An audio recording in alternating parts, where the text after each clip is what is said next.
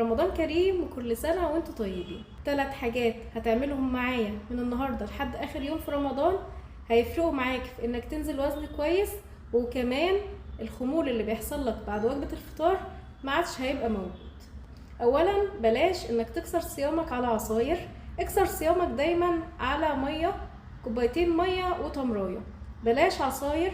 وده ليه؟ لانك بعد صيام اكتر من 14 ساعة اول حاجة هتدخلها جسمك هتبقى هي المتحكمة الرئيسية في سواء انك تنزل وزن او انك تخزن دهون، فخد بالك.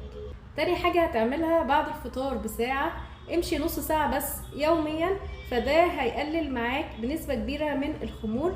مشي سرعة متوسطة وكمان وانت شافط بطنك هيفرقوا معاك، هيفرق معاك. تالت حاجة هتعملها، اوعى تنسى تستهلك كفايتك من المية من بعد الفطار لحد السحور. اخر حاجة معانا، اوعى تكون من الناس اللي بتلقط، لان التلقيط ده كل ساعة بتدخلي حاجة ترفع الانسولين، ده مش هيفيدك، بالعكس هتطلع من رمضان زايد اكتر من انك نازل وزن. لو عجبكم الفيديو ما تنسوش تعملوا لايك وفولو وشير عشان الكل يستفيد. رمضان كريم وكل سنة وانتوا طيبين.